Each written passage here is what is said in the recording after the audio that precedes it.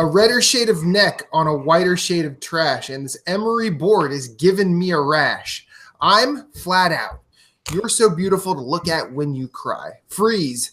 Don't move. You've been chosen as an extra in the movie adaptation of the sequel to your life.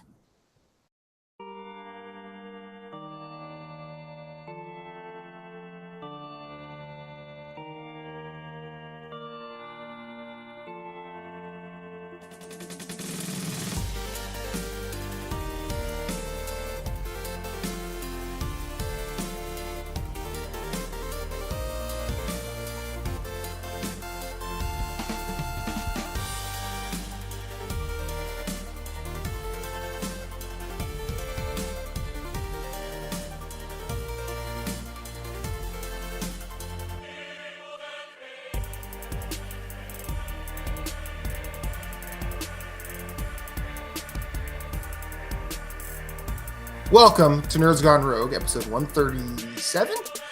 My name is Matthew Keel. I'm at Infinite_Rewind on every social media platform that exists anywhere.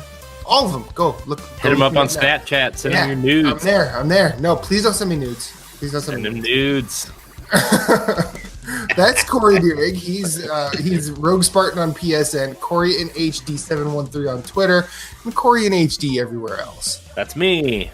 Alongside us is that third voice. That's Moose, the mouth from the south, shepherd of Nerds Gone Platinum. He's at SVHENN everywhere. How are you, sir? Doing well. He does kind of look like Jimmy Hart now that you mention it. And now there's a fourth voice. That is Captain Canada, Matt Phillips. He's an NGR exclusive. You can't find him anywhere. Or according to one of our fans. This is the only way he's on the grid. That's it. Or according to one of our fans. Except for like the lights in his house. The Canadian heartthrob. I'm convinced. I think my mother wrote that. I'm pretty sure my mother sent that one in. He's our version of CM Punk. We love him. Did you read this? Are you reading these questions? He hasn't read shit. Look. I woke up. I ate with my fiance. I had a really good dinner. I haven't had time to read. I do it while you guys are talking about whatever dumb shit you're playing. Damn. Meanwhile, I prepared my answers like an idiot. I know not y'all did. What do you think this is? School? What is this? What do you think this is? Look, man, we take stuff seriously up here. When there's questions, I grab my paper and I start writing my answers down. Okay, I have them all here for Game of the Year time. When you watch how sloppily Moose puts together his answers, all those. We're supposed to put them in order. Whoa. I have. What was your favorite Game of the Year, Moose?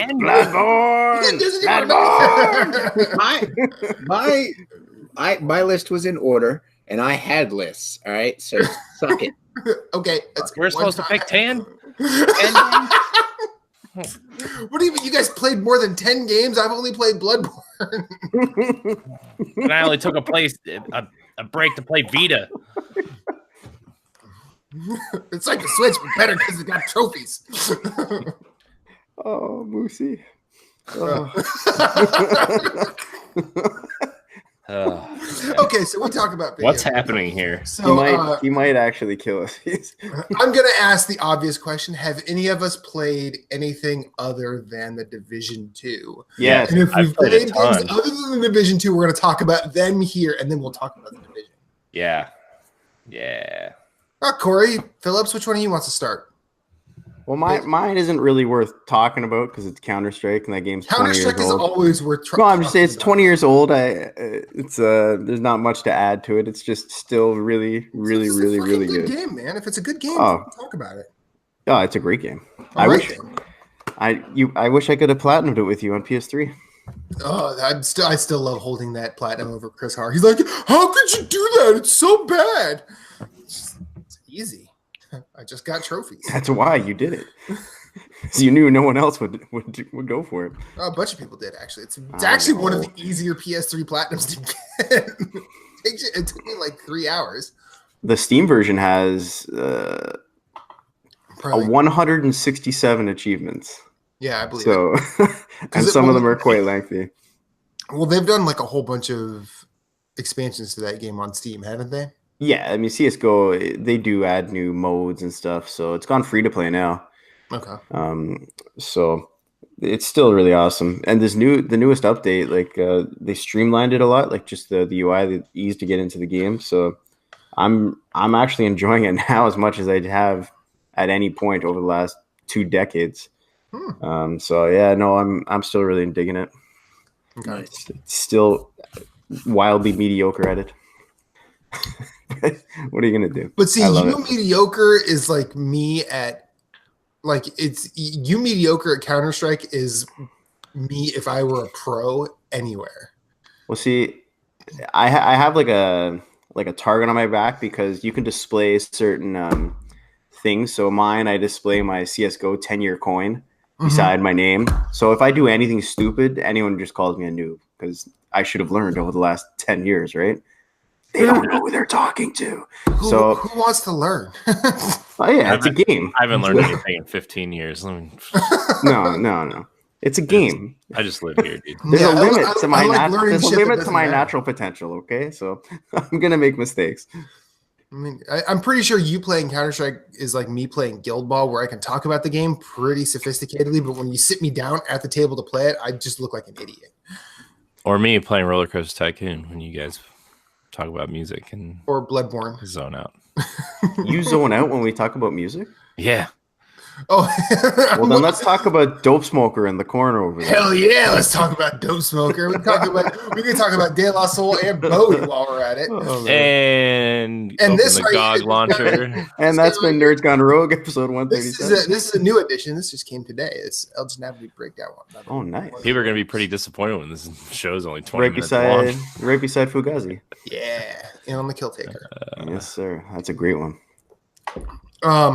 I think Red Medicine's still my favorite. It's really good. That and End Hits, I think, are good albums. I don't know, but I don't find any 13 songs and I don't find any listenability in. Now the Argument, that's a good album. Argument is really good. I like them all, to be honest. Yeah. Okay, so you've been playing Counter-Strike. Have you played anything else? Battlefield 5. Okay. Yeah. Great. Happy for you. That's it. All right. Moose, Corey, what you been playing? Pretty much Division 2. Okay, so we'll see. You'll be quiet for now. Corey, what else you been playing? I've been playing. Okay, so I've actually been playing a lot other than the Division 2. I've been playing. Trying to get your computer to work simulator. Oh God, don't. No, dude. I yelled at Matt so hard because of my computer last night. I felt really bad. He was so mad at me, and it wasn't my fault. I'm like, I'm just trying to help you with the division, man. I couldn't help it. I was so mad. Dude. Oh, I died again because nothing works right. You know how I've been dividing up the podcast into separate videos now on YouTube? Yeah. Of course, everything that didn't need to go up today, processed in like 30 seconds. Literally just done. On YouTube or on your PC? On my MacBook Pro using iMovie. It was awesome. But of course, the actual podcast that needed to go up, in 7 hours after we were playing Division 2 last night, took like 2.5 hours to process. It was really it was not a good night. But I've been playing Gris on the Switch. That's a good game. It is a good game. I just unlocked green, the color green. So nice. That is a really pretty game. I love just watching it. It's fairly simple. I mean, you just basically roam around the world and then you collect those little orbs that create new places to go to unlock the colors. But it's just a really pretty game to look at. There's the animation and just the hand-drawn foregrounds and backgrounds. I can't get enough, man. I keep taking screenshots left and right. It's just a really, really pretty game. It reminds me aesthetically of Child of Light. Yeah, it reminds me of that, but it's like if Child of Light was way simpler in an art style. But I'm really enjoying it, and I've also been playing this game called Hook.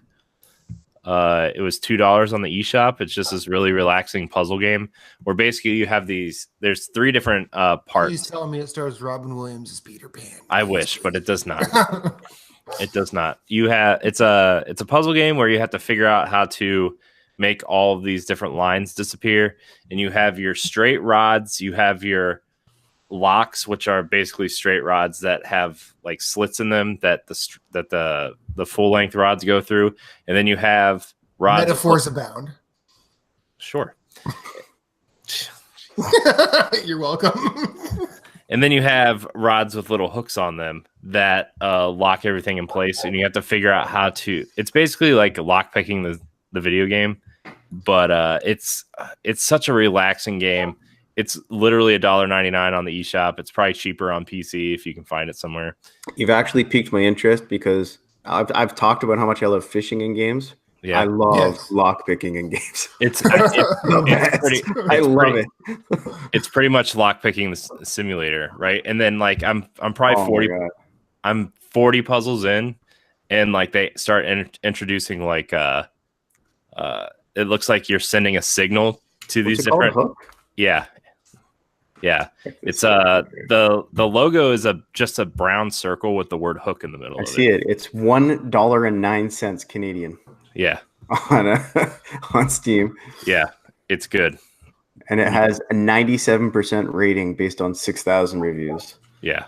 So it's really good. And it's $1.99 on Switch too, so which is where I'm playing it. It's got full touch controls if you're interested in that. If not, you just use A to select stuff, but it looks cool. It's so good, man. Like the first like 10 puzzles are like real simple, but then they start introducing new mechanics every 5 or 10 puzzles, and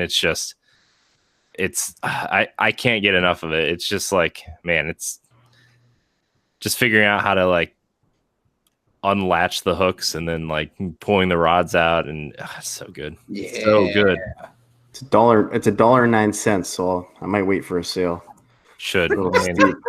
But I added it to my wish list. I added it to my wish list. Coffee tomorrow morning. Wow. Buy a hook or buy a cup of coffee. I've been playing a little bit more Ape Out. I still don't know how I feel about the game. It's really fun to like throw people into the wall, but I don't know. It doesn't seem like it gets much more complicated than that, and I don't know. I'm one world. I'm second to last world. It gets way more complicated than that. Yeah, that's fair. But also, like, do Mario games ever get more complicated than the jump? No. Yeah. Well, you get a raccoon tail at one point. Again, or cape. The jump. Or cape. You know what I mean? Yeah. No, I know what about those sweet Yoshi jumps where you murder Yoshi to get to a higher platform? I mean, there's thousands of more Yoshis out there. It's fine. Right. Murdering one's not going to kill anybody except for Yoshi. You might be upset about that. Not if he's dead. I mean, let's look at that. Let's look at that philosophically, because if you look at what was it, Yoshi's Island, where Yoshi is protecting baby Mario. Well, you know what? Mario became a bad rat. Pathologically murdering his father. I'm just saying. Or his caretaker. And he'll never know if his caretaker was proud of him or not. I'm just saying, if you're an abandoned baby and a dinosaur is watching over you, you might become a bad person. Just throwing that out there. You might not know which path to follow in life. Drugs, murder. I don't know. Plumbing. He does eat a lot of mushrooms. What's wrong with plumbing, man? I was waiting for this. Speak up. You don't like sanitation in Ohio? I'm just thinking of things Mario does, okay? I enjoy good indoor plumbing. We'll talk about this after the show. I'm glad I don't have to go outside and don't crap talk a trade union when there's a trade unionist on the show. Okay, I'm firing myself. Shit. Goodbye. Anyway. Man, now I feel bad. I'm joking. He's fucking with you, Corey. I don't care. No, Canadian plumbers are worse. That's true. We are worse. We are. Don't talk about maple an syrup doesn't electrician, fix though, everything. in front of a Canadian plumber. Just saying. Maple They're syrup. not really tradesmen. I mean, you can learn electrical in an hour class on Sunday at Home Depot. Mine takes a 5-hour apprenticeship. 9,000 hours, man. 5 hour? 9,000 hours. You said 5-hour apprenticeship. You meant 5 Oh, years? 5 year. 5 year. You meant 5 years. I'm kidding. Electrical is the exact same apprenticeship.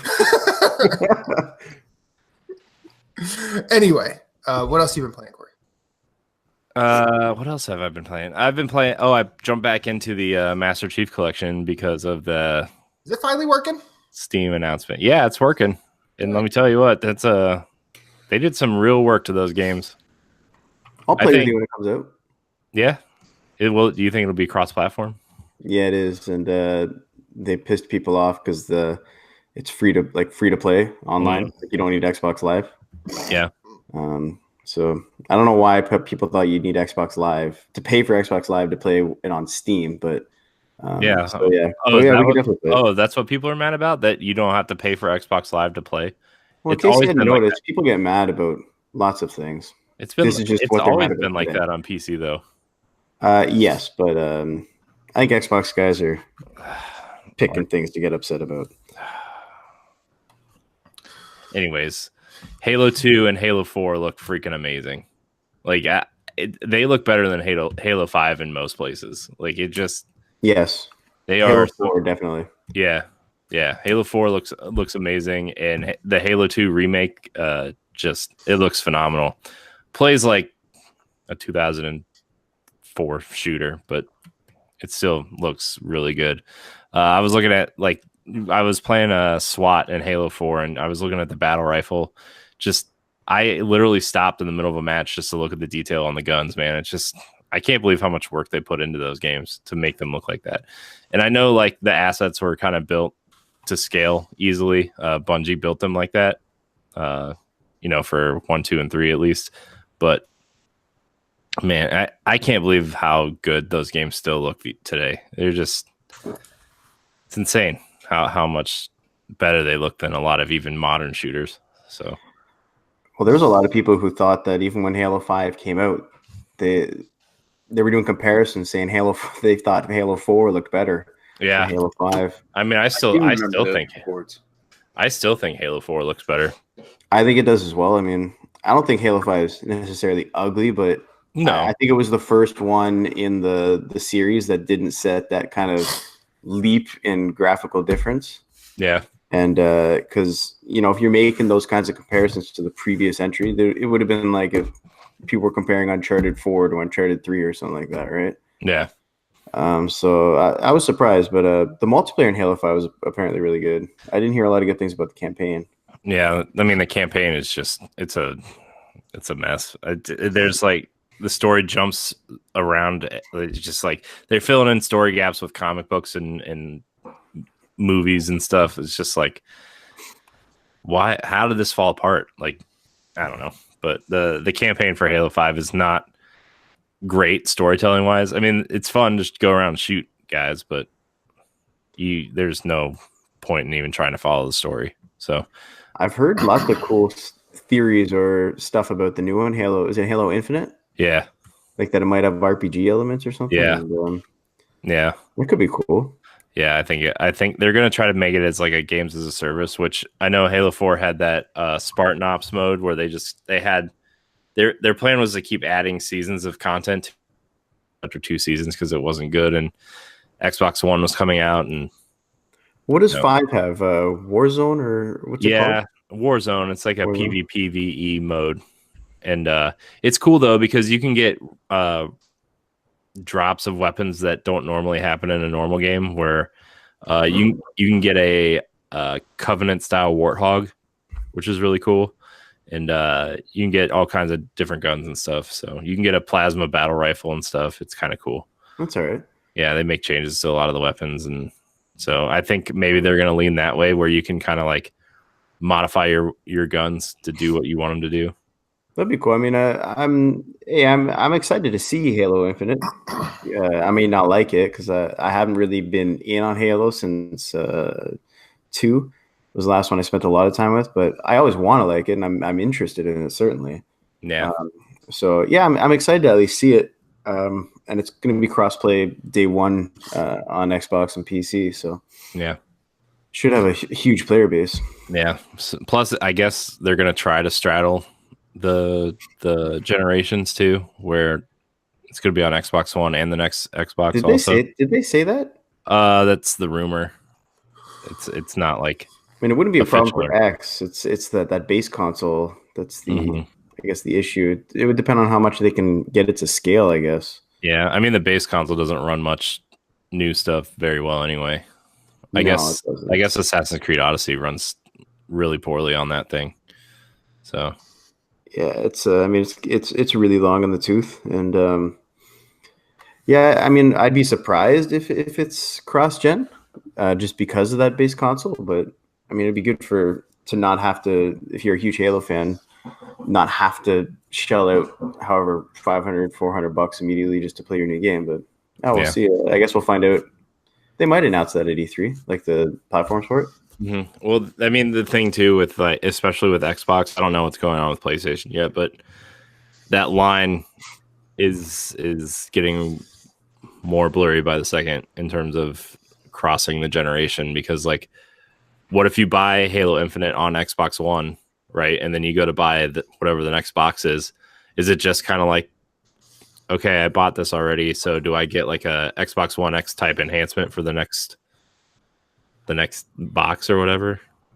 So yeah, that for me is like, I guess the one of the not harder sells, but one of the issues I have, I guess, with the upgrade consoles is you don't really know what you're getting at all. So it's hard to know, like when you purchase, say, an X, like you really don't know what kind of an upgrade you're getting over the base one. In some cases, it's very minimal. So yeah, I don't know. It's on a PC, for example, you have these unlocked frame rates on games. So if you get a new video card, let's say, you can go from 30 FPS to 200 if the game supports frame rates that high. But on the console, because they typically have locked frame rates, it would depend on how much overhead you have on the hardware and how much they allow those games to scale. Yeah. So, but it should be interesting. Yeah. At the very least, you know your games are going to play on the next Xbox. Yeah. So whatever you've purchased now, for sure you'll be able to play them on the next system, especially because they're sticking with x86. Yeah. Yeah. So, I mean, Halo Infinite, I'm really excited for, whether or not I upgrade right away or not. So we'll see. I probably won't upgrade right away for a while. Actually, probably for a while, to be honest with you. Especially with this kid. Spend more money on this kid than... They do like to eat, eh? Yeah. They like to poop, too. Yeah. Little shit factory bastards. I know, man. Gotta clothe them and feed them. I don't know. God. You play anything else, Corey? There was something else I was playing too besides The Division. I guess Assassin's Creed Odyssey is the only other thing, I guess, for now. But yeah, I don't know. I was spending a lot of time, like, I was kind of complaining to Moose the other night about, like, we had that conversation last week about losing weight and stuff, and I was telling Moose the Friday when we were playing The Division, I was like, man, I need to lose like 0.9 pounds before tomorrow. And it was at like 11 o'clock at night. I was like, I need to do it to hit my goal. And I was like, I don't know if I'm going to hit it or not. And the next morning I was like, yeah, I did it. It's fine. There's some magnesium citrate. Just crap it all out. It'll be fine. Yeah. So, I mean, like That's what fighters do. For me, it was kind of like a big goal for me. I'm like always really kind of embarrassed to talk about how much I weigh all the time. And I know, like, I'm tall and I'm a big dude, but like tall and you played fucking college football. you're not small, man. I know, but like I had gotten up to, like, let's see, on New Year's Eve, when I decided, I'm like, you know what, I didn't decide on New Year's Eve. I decided before that, but I decided I was going to start at the beginning of the year to go on a diet and whatever. And I weighed myself on New Year's Eve when we got home, and I weighed 341 pounds on New Year's Eve. And on Saturday, I weighed myself, and it's the first time I've been under 300 pounds in like a decade. Congrats, So, man. Good job, man. it was like, Very I good. don't, you know, I don't really like talking about how much I weigh, because like when someone's like 300 pounds, you're like, oh shit. And I'm like, you know, I think it depends on who you're talking to. There's, you know, you're not talking to people who are going to give you that kind of reaction here. So I know it's just one of those things, I guess. It's like a mind thing. oh no, certainly. I mean, there's a lot of people who are really obsessed with like the number on that scale. They could look great, but if that number on the scale is too high, like, oh, I'm fucking overweight. Yeah. A lot of people go by that BMI index. Yeah. A lot of times, like, I'm 5'8" and I'm 200, and so by like that scale, I'm massively obese. I'm not. I'm just like, I go to the gym. I'm a construction worker. I mean, I don't have abs anymore, but you know, I'm not fat, and but they're too hard to maintain, man. No, I was chuckling about that with a coworker today. We were talking about like weight loss, because he was talking about going to the gym with his wife, and then he like worked outside this weekend clearing trees and stuff. And he's like, my arms are all sore today and stuff. And I was like, yeah, it's like, I'm just trying to do this weight loss thing right now, because if I gain muscle, I'm more inclined to like gain weight or just swap it out, like my fat for muscle. And for the weight loss challenge, I got to lose weight.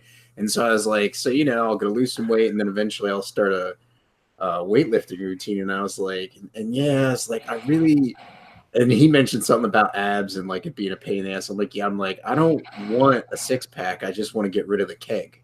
Like, yeah, they're such a pain to maintain, man. When I was grappling competitively, like I would walk around 155 and I would cut to 139 weigh-ins. But I could cut that in like a couple days without even trying. But you think there were guys, so 139, there were guys cutting from like 170, 180, and this is for amateur grappling. Like you look at the high level, just how much weight some of these guys are cutting. It's insane. And they can get it back in a day, because they used to be able to use an IV. Now they can't anymore. Wow. Yeah. I mean, I don't know why. See, I have a perfect 6-pack, actually. It's just behind this bag of fat right here. Oh, is it in the fridge? Be warm. So I'm keeping. You know, I will sacrifice showing off my perfectly chiseled abs to keep myself warm.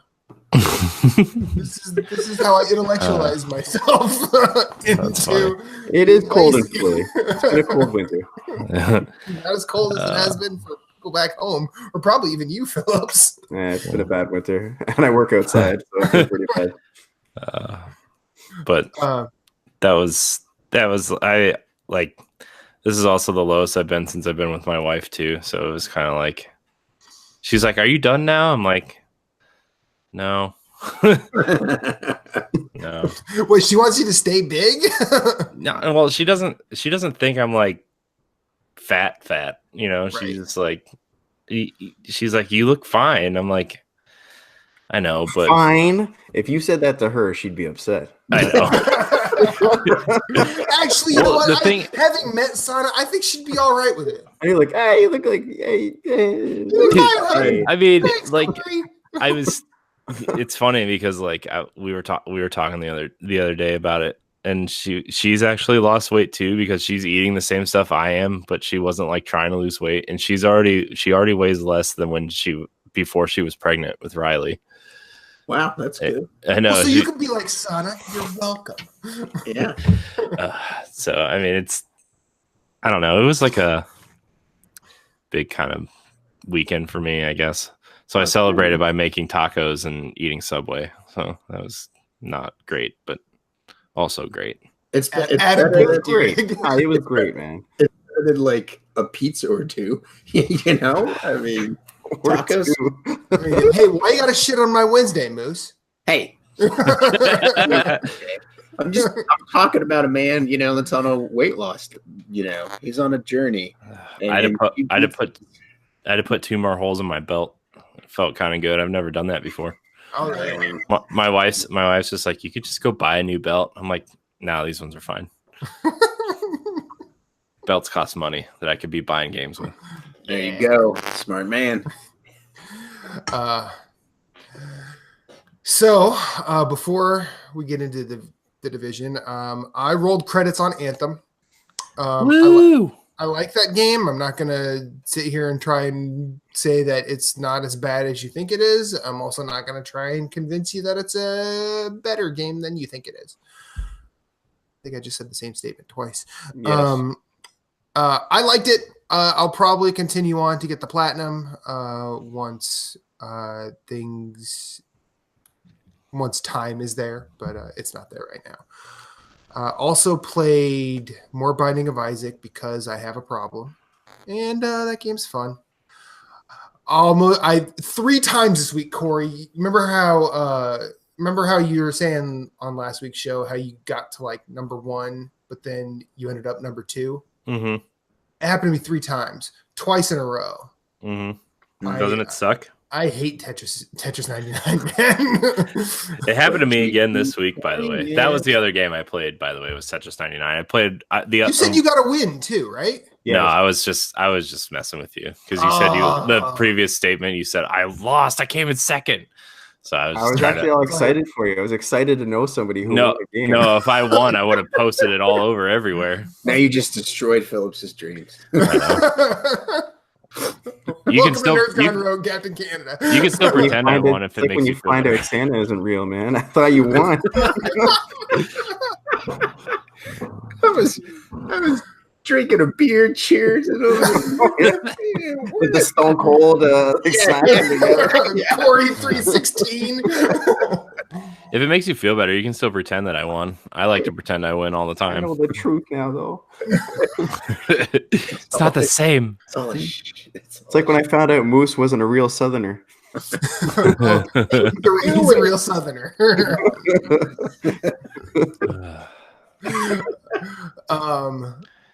And then I got further in Ape Out. I'm probably going to play till I beat that game and then put it away because doesn't really seem to be much more after that. But that game is really, really good. And on that subject, for the past few months, I've been actually reading and trying to learn a lot about game design. And I feel like Ape Out it actually operates kind of in Nintendo's philosophy, where they don't come up with an IP, they come up with an action or a mechanic, and they just do the games as blocks until they decide to flesh it out. So they get all of that stuff right. And I feel like Ape Out did it that way too. Like they got the throwing and the moving while holding a captor correctly, and they've got all the tactile stuff you can, and that feeling next to perfect, and then flushed it out. And I think that's why that game is a success. And it's really good. You should play it. It's on Switch and PC. And then now, since you've said the least, Moose, get this division talk started. Fired up the division Thursday night, midnight. I see you're cosplaying your division character. I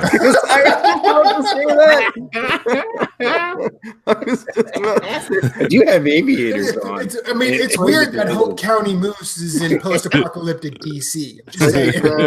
Like it's recounting a war story. Tell us about it. It was dropped into DC. It was Ray Harry. This is Lieutenant Moose. I'm reporting. It was fun playing. I played like maybe a mission after getting to the White House because it was midnight. So White House, I was like, "Yeah, I'm not as young as I used to be." Did you take the next day off? No, I couldn't take the next day off. I could have sworn you did. I wanted to, but yeah, I couldn't. Anyway, so I played pretty much all weekend.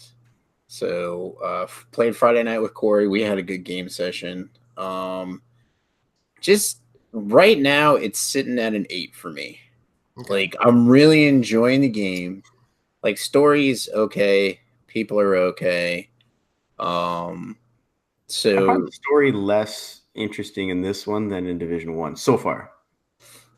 yeah, maybe. Like, I did this one mission and it's just like filler, and then she's just like, you know what you got to do, and like I don't know.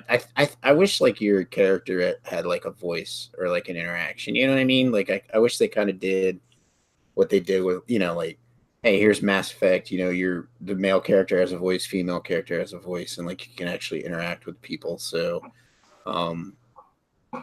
anyways, so that's all right and everything. The shooting I feel is really good. I'm enjoying the guns in this one more than I was the first one. Like, I'm actually using light machine guns now. I'm using submachine guns. I hated submachine guns in the first one. I'm enjoying them now.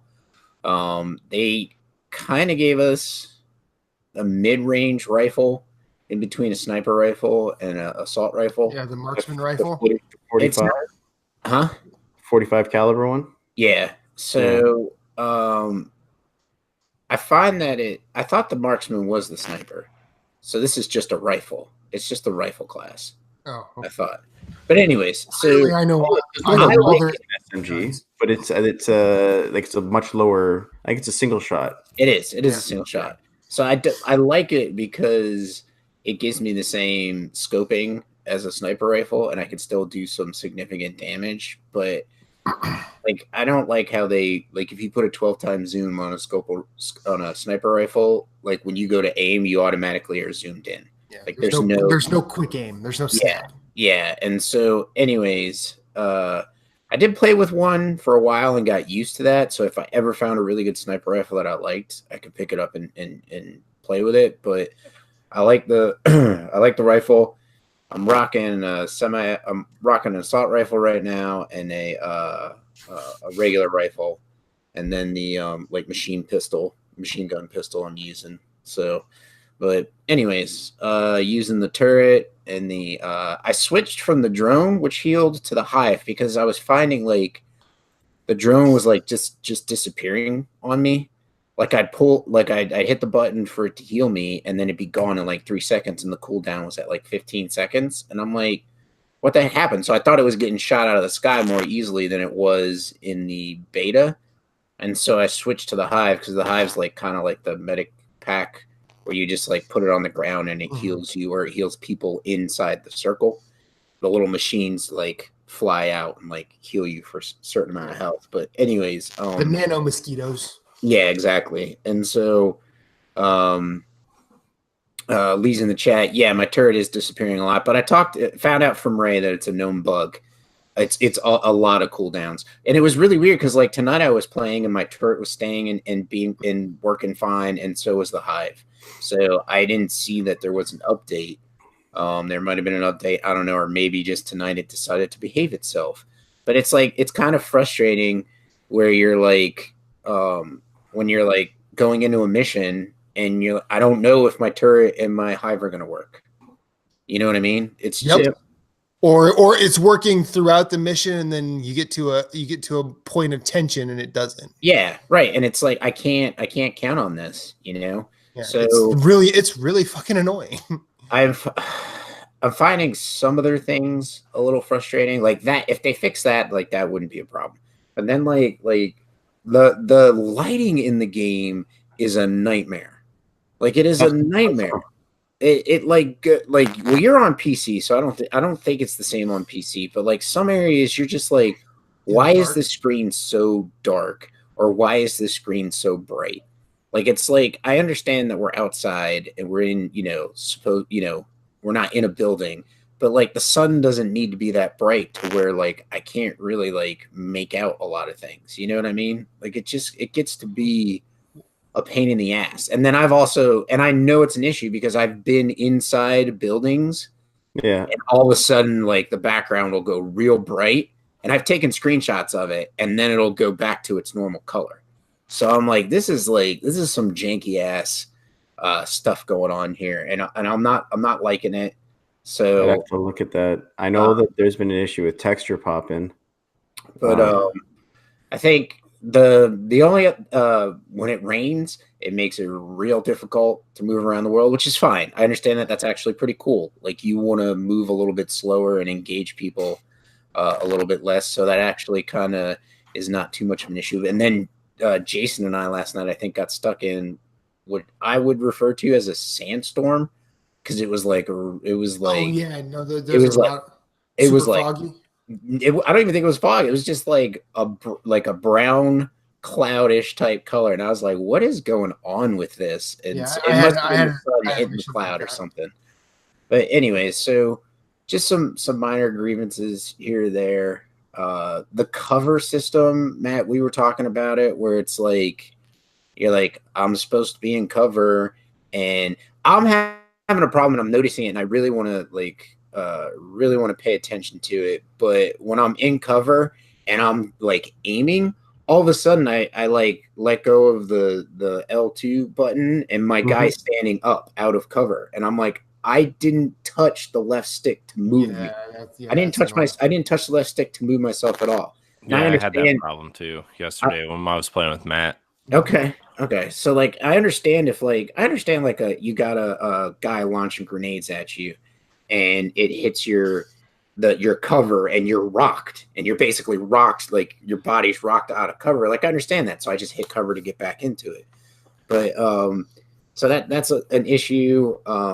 Like traversal, like they do, like I had an issue where I was like at a mound of trash, and I could have just walked over the trash, but my guy just could not do it because it wasn't an actual walkable path, and I'm like, this is ridiculous.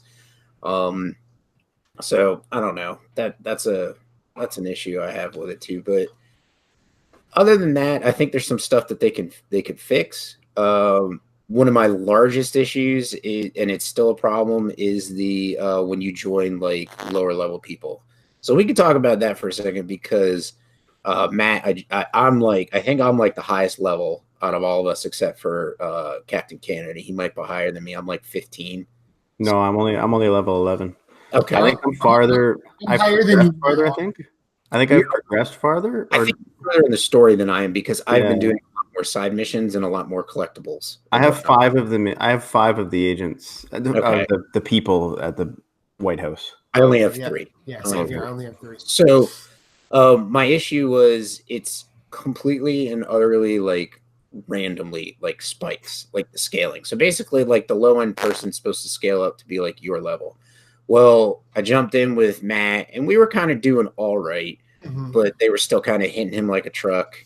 And then this evening, I jumped in a game with Jeff, and Jeff's like level 7, like 5 or 7. And we just could not get past this mission. Like they would shoot him once, like you were like you went over to help Corey last night. Like it was like that. Like, in fact, he was saying the same stuff. He's like, I pop out and shoot one bullet and I'm down. Yeah. You know what I mean?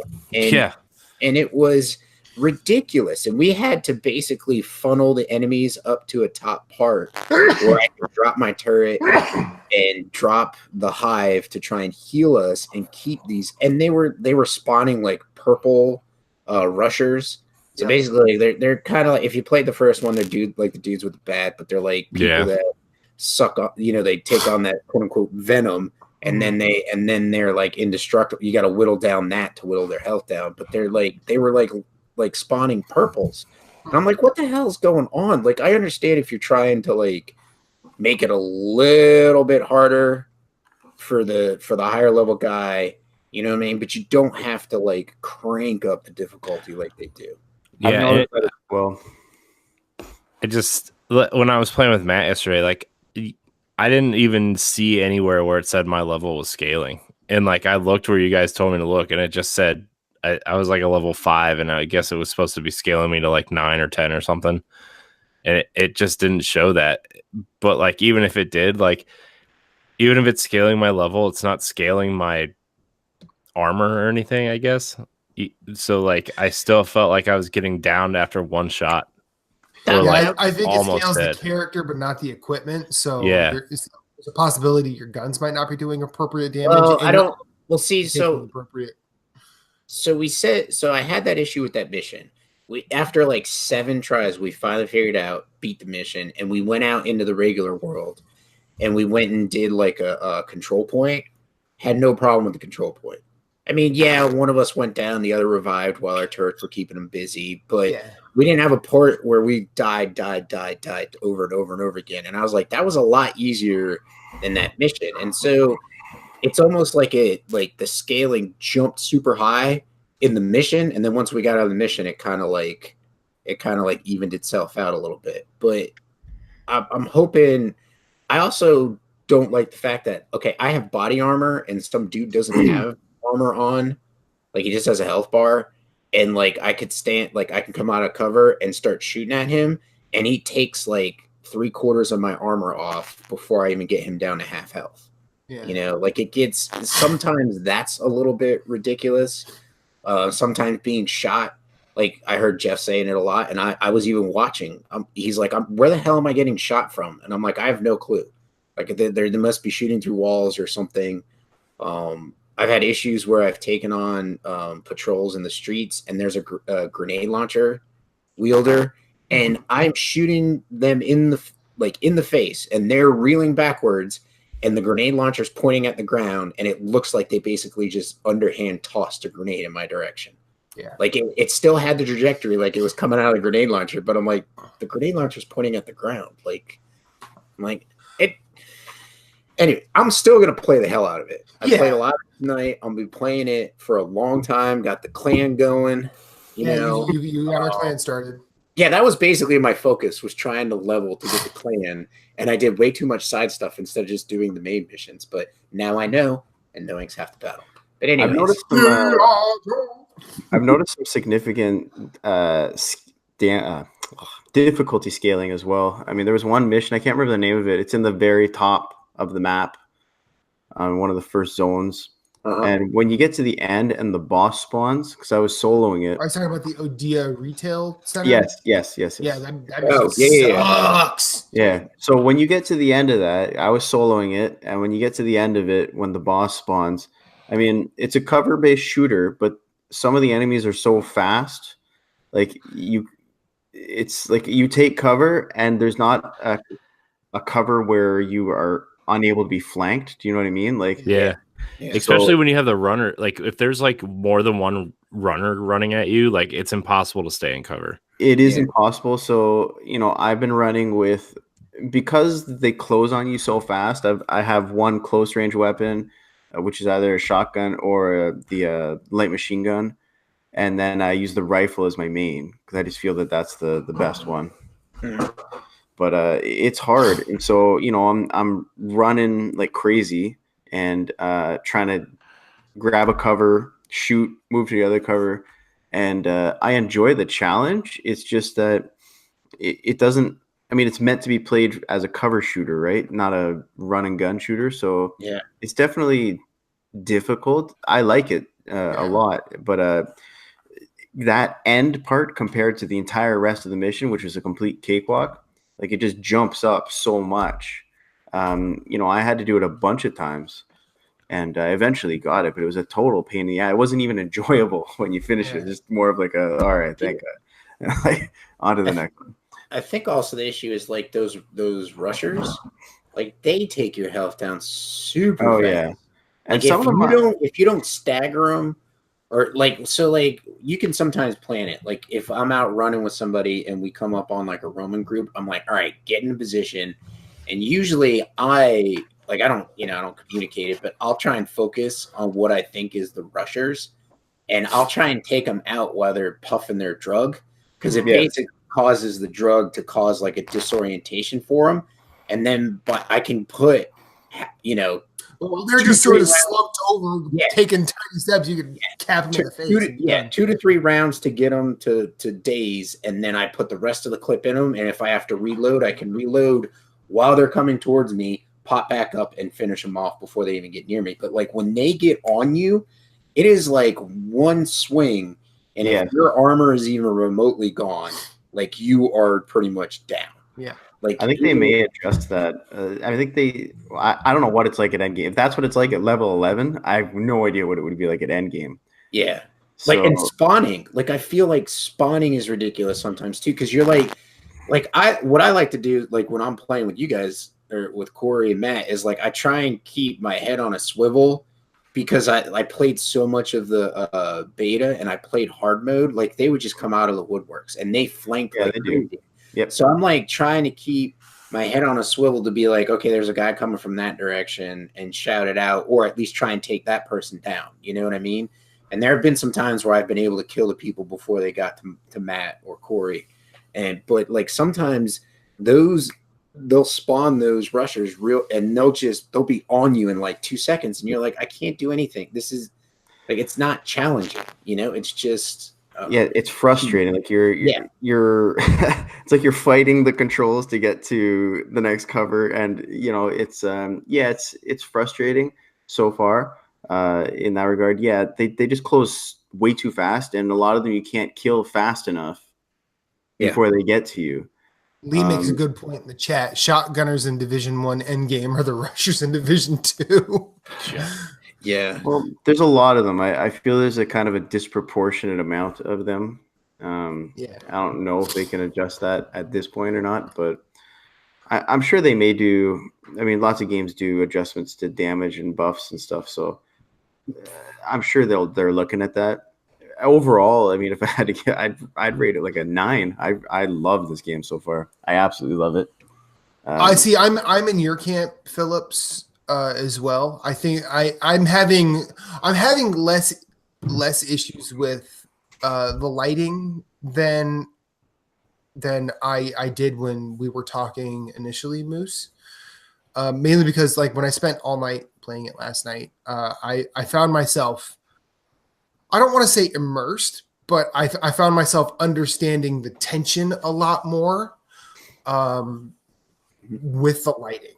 I liked being in a building that was essentially in the shade, but you see like the sun pouring in, so you're kind of blinded. But that effect happens in reality as well. The lighting's gorgeous in the game. And then the lighting, the particle effects, like it's a gorgeous game. And when you start going into the sewers and you find an area that has no light, like they can't just put lights up, so you kind of just have to navigate. Why can't I have a flashlight? Huh? Yeah. A flashlight would be fine. Sure, but like it's not like you're a tactical agent or anything. Well, I have a wristwatch where I can call anybody on the fucking world to come help me, but I can't have a flashlight. You can't have a goddamn flashlight. Well, I mean, you can lob that criticism. I still think it's fine, personally. But there are some areas that are dark where if you want to get super realistic about it, how about let's talk about how this is a fucking video game when you shoot someone in the head, it doesn't kill them. I mean. No, I'm not talking about it being not realistic. I'm saying just from a pure user experience, there are parts that are quite dark, where just the option, a mod on your gun instead of the muzzle, it's a flashlight or something like that, right? There's stuff they could do, but I haven't had quite the problem that Moose has had. I mean, I can still see, but there are parts that are definitely quite dark. Mm-hmm. But I haven't had a problem with the light as much, but and also I like that I don't feel super powerful in this game. Now that I don't mind. Like I don't mind that I have that I love actually because because let's be honest, we all four of us, we play a ton of video games, and a lot of it is just power fantasy where you have to go in, lay waste to whatever. Most of the time, you're like, I do not know my name, I do not know why I'm here. All I know is that I must kill. It's doing a really good job of making me feel like a lone agent in the middle of a city full of people who want to kill me. And exactly. And it makes the world feel dangerous, and it doesn't make it feel like in Division 1 where you just run through the groups. You know what I mean? For the most part, like you wouldn't even I'll answer that in a second. Okay. I don't know if you saw it. I'm not in the other chat. Okay. Yeah, like in the first one you could just ignore the groups, just keep running through them. And now I feel compelled to fight everything. And there's all sorts of cool stuff in the world, like the propaganda the radio tower or public executions, or I feel compelled to stop and fight these small battles. I ran into one the other day. There was a supply drop. That's cool. So I like that. There's 3 crates. I get one guy is unlocking the first crate. I kill him. So I unlock it, and it spawns more guys coming at me. And I felt that particular encounter was really well balanced, because it was the perfect balance of challenge versus reward. And it did spawn enemies. It wasn't necessarily easy, but it was challenging enough that I felt it was worth my time. It was fun, as opposed to, and it did have a couple rushers, but not too many, as opposed to that mission we were talking about, where it's just it just ramps up right at the end. It's a disproportionate difficulty spike, in my opinion, on that mission. Mm-hmm. But yeah, that's also the first time you come in contact with a yellow too, I believe. So they're probably trying to say, "Hey, these are the tough ones." I think, because I went to that one just recently. I'd done a bunch of other missions, so I had already done yellows, but I felt, even out of all the ones I've done, I still feel that's the hardest mission I've done, at least solo. What's that? The retail store. Oh yeah. I agree. Yeah, that one's a pain. And then there's the one where the guy's locked in the office. Is that the retail store? That's the first part of it. Yeah, like the guy. That's some. Yeah, his name is. I fucking forgot his name, but I know which one you're talking about. That's the mission that Jeff and I were having a problem where they have the stairways coming up. It's a stairway, and you can get in at the top or the bottom. But the guys are going down and flanking you from from stairwells in the front and behind. It's impossible. Yeah. And then they're coming in from the windows. We had problems on that one, Moose. And then I ran all the way to the bottom, and I'm like, I'm fucking trapped, and there's no cover down here. Yeah, if you run all the way to the bottom of that stairwell, you're screwed. That was the same place Corey and I were trying to take it, and I was like, let's move upstairs and make them come to us, come all the way to us, and we can pick them off. But they just flank you. Yeah. Mm-hmm. Yeah, that one's hard solo. Let's have Captain Canada answer Lee's question about PC. How the settings are amazing on PC. The PC version that they put out for this is really, really good. I mean, typically you'll get a port and it's more or less the same game. The main difference is the frame rate, a couple settings, but there's actually PC exclusive settings in this game. There's real-time damage, real-time destruction. So windows shatter beautifully, when you shoot them. There's certain wooden structures which can shatter from gunfire. There are PC exclusive lighting effects, particle effects, shadows, and so the settings on PC are incredible. And yeah, it is well optimized. I'm running an RX 580, which, just for perspective, is basically the same GPU that's in the Xbox One X, and I'm running around anywhere from 75 to 140 FPS. And I'm running it at high settings, so it's an absolutely gorgeous game. And the performance on almost all hardware is amazing. It's really, really good. I mean, even the base consoles, they're running a pretty stable 30 FPS. I think Xbox One base console is the only one that really struggles with it. But the Pro, the X for sure, keep, for the most part, their 30 FPS target. It's a very well optimized game, especially considering how good the game looks, in my opinion, anyways. Mm-hmm. But if you're interested in it, there's a lot of Digital Foundry put out a good breakdown of the consoles and of the PC, benchmarking it on a 1060 and a 580. For anyone listening, those are mid-range cards. That's basically what you're looking at for 60 plus at 1080p. But even on lower end cards, 1050 Ti or 470, you're still getting an excellent experience. So you can get 60 FPS easily if you change some settings. So I'm really, really impressed with this game. Is there SLI support? What's that? There SLI support? I don't know. I'm not a millionaire. Okay. That's just I know these guys. We come down to our tax bracket. I don't know what to tell you. No, ivory tower. I haven't looked. I think it has ultra wide support though, and it does support unlocked frame rates. So it's from a technical standpoint, all the channels, Hardware Unboxed, like everyone's been raving about it. So it's they did a really good job. Corey, any thoughts on the Division 2? I mean, I haven't really played enough on my own to really get a grasp of like how I really feel about it. I mean, I like playing it. I think it's fun. The night I played with Moose was a lot of fun. Last night was kind of, I didn't really have my head in it because I was too frustrated about 100 other different things. But I think it's fun. I think the shooting feels great, and I think it's a very pretty game. I want to play more. I want to play more and get leveled up and actually, survive without getting shot once and going down. Well, are you only playing with people higher level than you, or like? Well, last night I was, 'cause Matt's high, like 5 or 6 levels higher than I am, and so I mean that's why. I mean, the first night Moose was only 1 level higher than me, and so we were playing pretty well together. Yeah. So I feel that the world, like, you don't have to do the missions to have a good time with somebody. It's like there's stuff to do in the world, the control points, and the stuff we talked about earlier. That, like, if the missions are too hard, there's other stuff for you to go do. Yeah. It's not a waste of your time. Like, there's no, at least that I've run into, there's no like wall that you run into where, I can't beat this mission, so I may as well just log off. Like, there's other stuff you do. You can collect materials and.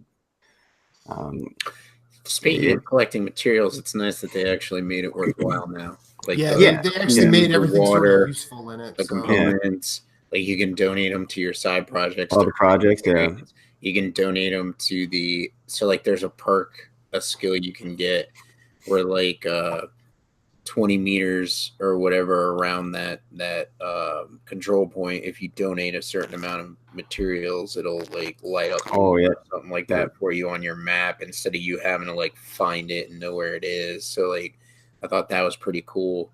So it's nice that they actually added that stuff in. Like, I find myself going back and forth between like salvaging weapons and selling them, because like you can salvage them and get the materials and make gear. Yeah, it's nice that you don't have to like find a mod. Like, you just unlock the skills. I mean, you'll get the blueprints later on to make them, but it's nice that like when you get unlock the skills for like all the sites, like you can go into your gun and try the different sites that you want and actually have a level of improvement without actually having to go get the mod. So I thought that was pretty nice. Yeah, like there's been times where I've just had a good time just actually exploring the world. Like, I almost wish there wasn't enemies around so that I could just kind of look at the world they've made, and not they've made. I mean, it's like a 1-to-1 scale of Washington D.C., but what they've done with it, I think they've done a really good job littering that world with interesting things. Don't get me wrong, there's still a lot of stupid video gamey things. Like, some of the NPC banter is absurd. Oh man, it's bad.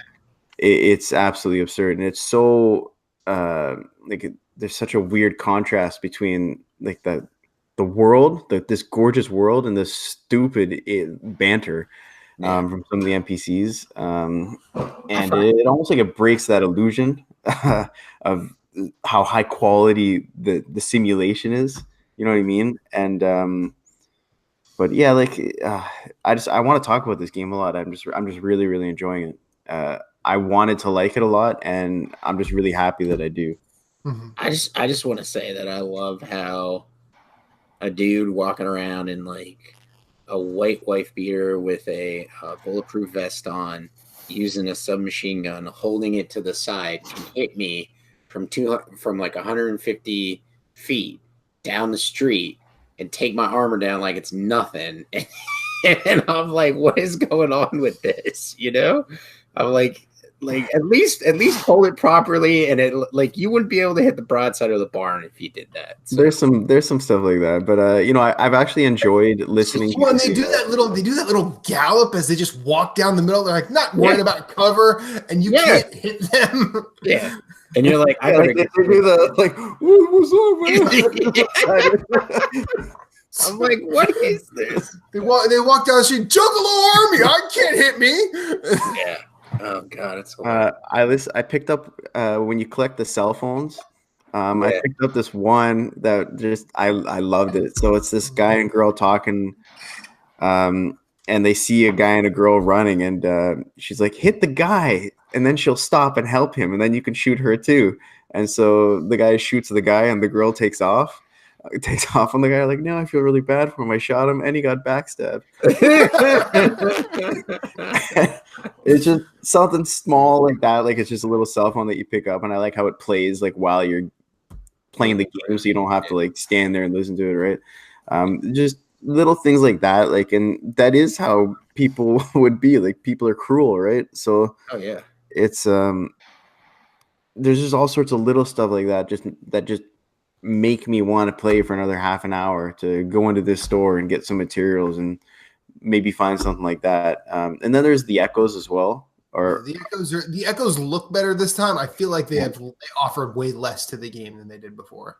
To be honest, I think I've only found one or two. I haven't found many of them. I found like 4 or 5, and it's just it's boilerplate espionage crap. Like I feel like if these were the echoes in the Division 1, I'd be more on board. Yeah.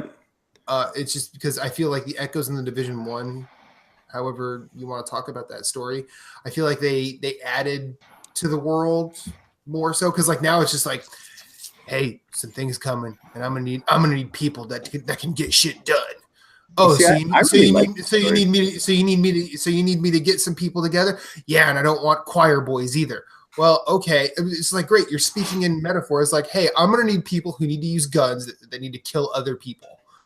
Like, but you don't really get a reason.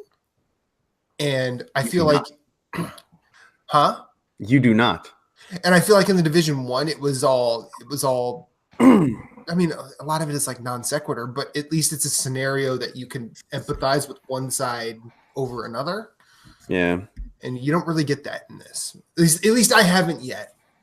I also really like just small things like how you can shoot the locks off some doors and go in there. Like, just something small like that.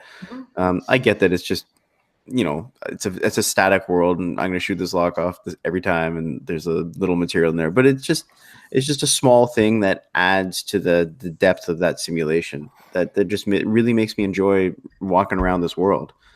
I just love this game.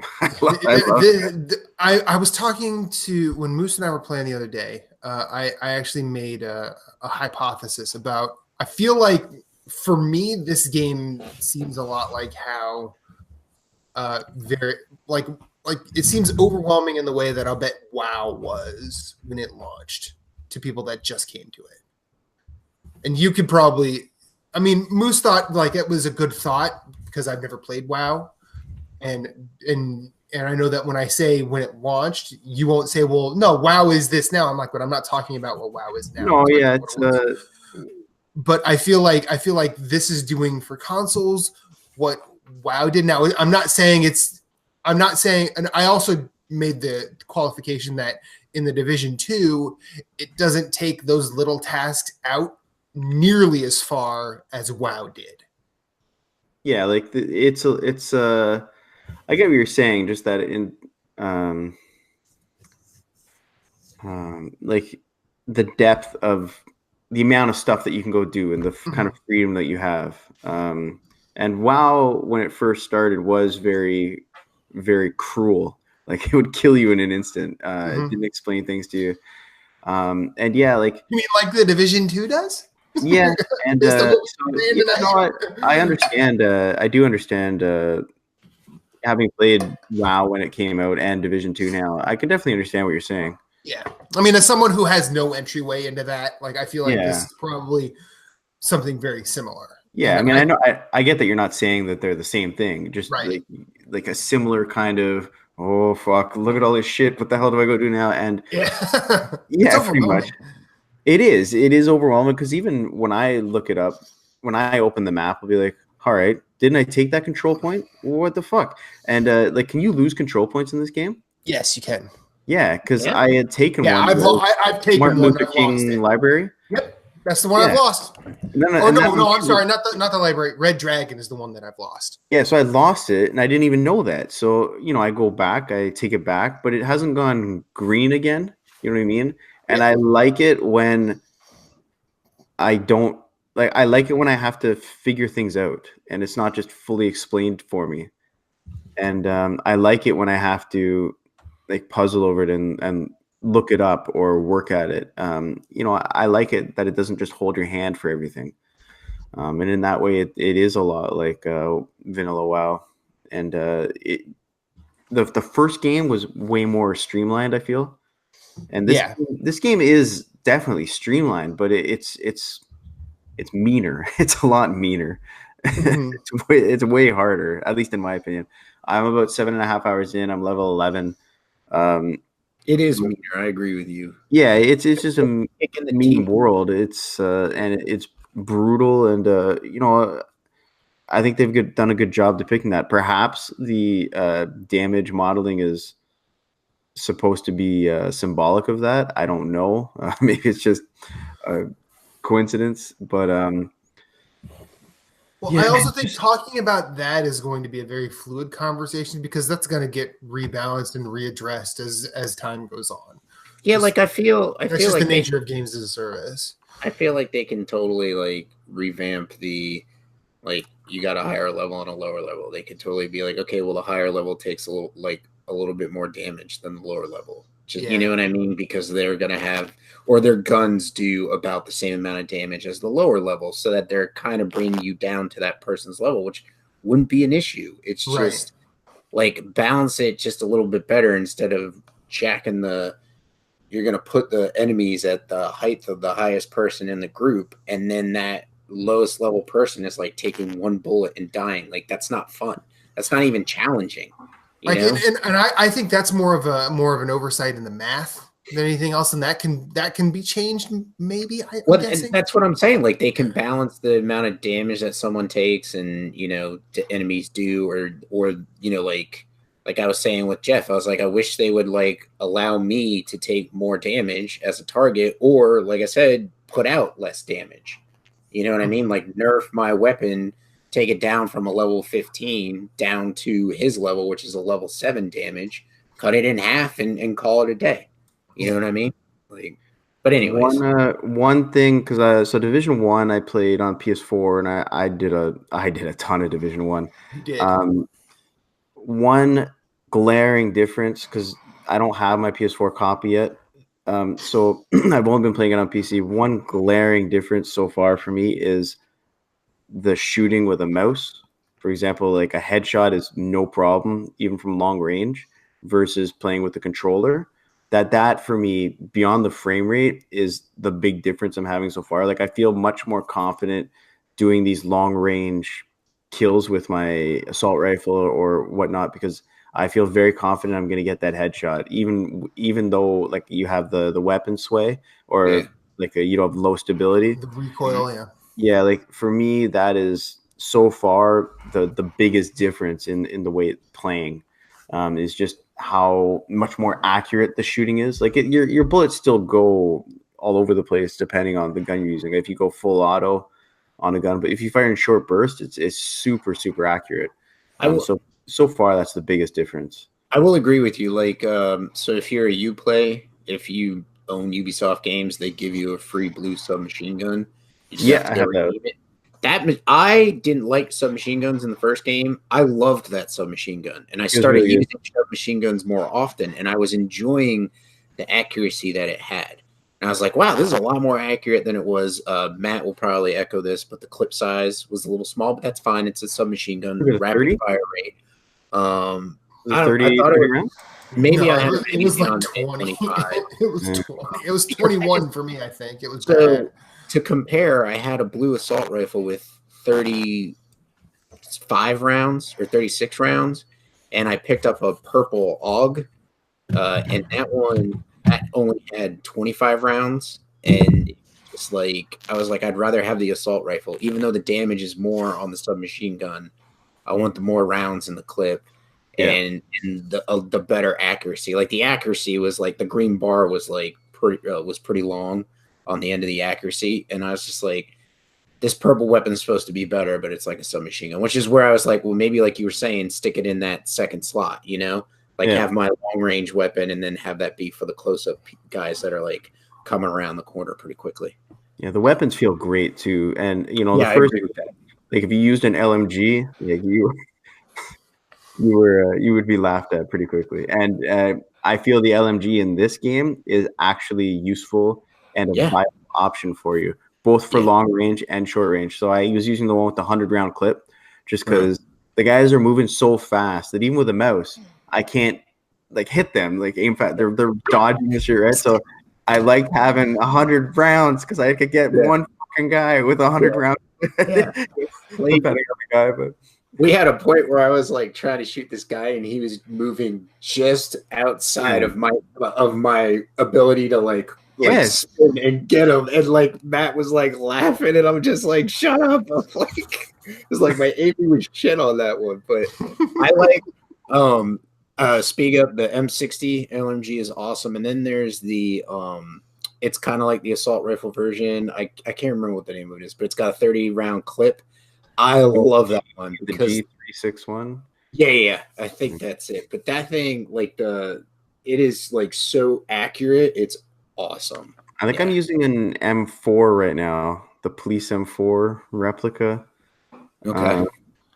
It's really good though, because I finally got one of my missions. I got a level 11 gun, and I was still using a level 4 LMG. And the game keeps reminding you one of your weapons is outdated. I know. Oh yeah, I like it. I will say this: I do like that this game does that because Division 1 did not do that. I haven't found anything fucking better than this level 4 gun. Well, I was playing with Jeff, and I was using level 15. I was using a level 7 rifle, just the regular single shot rifle. And when we finished the missions, before I logged off to come do this, I got a level like 14, and I was like, "Holy crap! The damage is almost like twice as much." Yeah. And there's another thing. I don't know if it's just the PC version, but I have the tips on, so I'm 11.5 or 7.5 hours in, and I'll finish a mission, you know, and it's like, here's how the GPS signal works. So I know how it fucking works for 9 hours. Like, it's doing the same tips over and over. Right? Yeah, it's the exact same tips. Like, go back to the White House. If you're just joining us, the only issue that I do have, and I think Matt will speak to this, like Infinite, when we were talking about the add-ons for like your skills, like there's like an add-on for the turret or like a mod for the turret and stuff like that. Like it's like you need to be level like 200 you need to have a skill power. And your skill power is like level 30, and you're like, okay, fucking whatever. Like this mod is completely useless to me. I got a mod that skill power that needs a skill power of like 300. 300. I have 2 of those. And I'm looking at my skill power 62. Why am I getting this now? It's like how do I increase that? How do I increase that at a respectable rate? And like I know you could do it with gear, but like is there a space up? Like it doesn't tell you very. I feel like that's gonna be end game stuff. Also, I can't help but notice, but like so we're talking about the game. We're picking up all these things like that, or talking about all these things that are annoying and stuff. But we're talking about how much we love the game. Whereas if this were Anthem, it'd be like I fucking hate it. Like, you know, like we're listing all the annoyances and we hate the game. But in this one, we're listing about the annoyances and we're laughing about them. And it's more just stuff we don't quite understand yet. I feel like it. I think with Anthem, with me, it was just.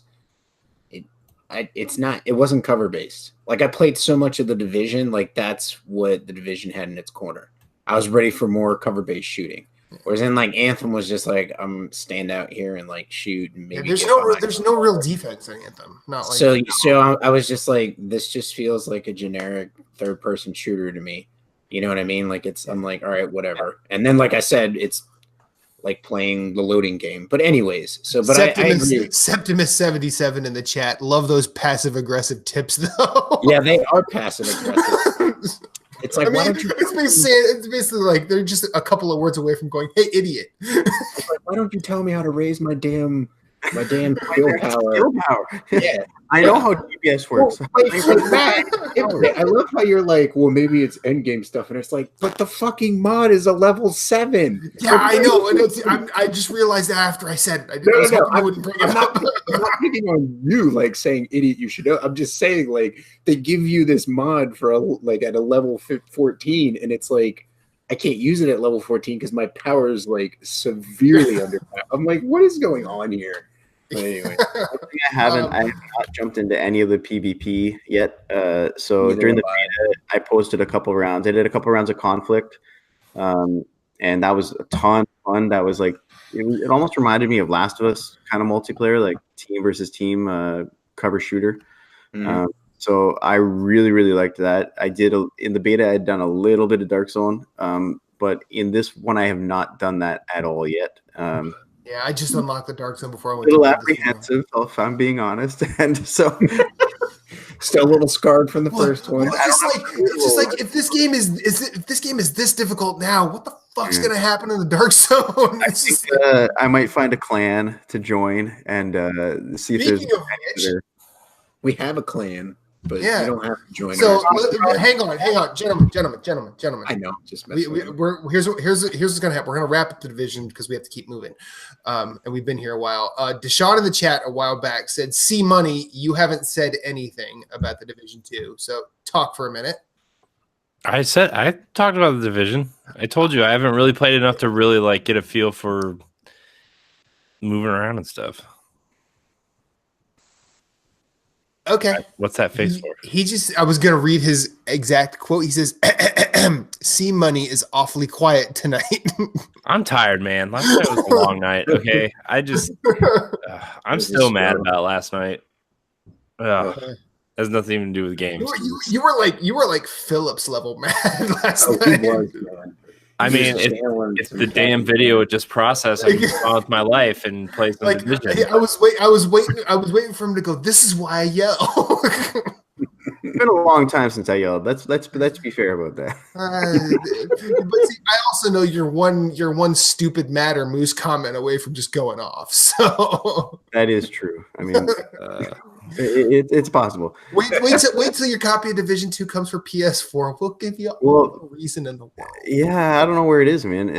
I made the mistake of ordering from a very small retailer called Amazon, and they don't have it yet. Those internet startups, man, they get weird. So it has not arrived yet. I don't know why, but okay. Don't worry, you'll be going from like 120 frames a second to a nice solid 25. Yeah. Well, see, that's like I really want to play with my thing, right? So I'm buying the game twice just so I can play with my buddies here. Man, maybe if they would just implement, crossplay across the board. All right, let's move on. Okay, all right, great. If we're gonna move on, then can we please do a separate? If Deshaun really wants to know how I feel about the division, I like the division. I just had a rough night last night. Yeah. It was fun. My mind was 1,000 different places, and it was like 3 hours past when I usually go to bed. So there's that also. So and then we do have a clan set up. Moose set that up yesterday. It is called Rogue Platinums or Rogue Plats. Rogue Platinum. Rogue Platinum. There might be something. I'll have to look. You can ask to join, or hell, Infinite_Rewind. Send me your PSN. I can invite you because I'm second in command. Yeah, you can message me at Sven as well in game, and I'll send you out an invite. Still waiting for mine. Yours has actually been sent. You have to unlock it in order to accept it. Because you sent him one? No, okay. I actually for a few hours last night I was running with randos. And I got 3 good randos. We did a whole bunch of stuff together. And I'm like, I should invite them to the clan. So I did. And then I saw that the invites we have going out, we have one waiting for Gimpy J, Mr. Hefe, and Rogue Spartan 4. Okay. So it did go through because it kept telling me it failed. They have gone through, but they can't accept it until they unlock it. I think Running with Randos would be a great clan name. That would be a good Running with Randos. But so the Division like 2, a really bad porn too. The Division 2, I think all 4 of us genuinely like it, and these guys I love it. These guys are just going to keep talking. We'll do a separate division show. We're gonna have to keep talking about this game because I feel like we should just probably set aside some time and just do another full show about it. That'd be cool. Yeah.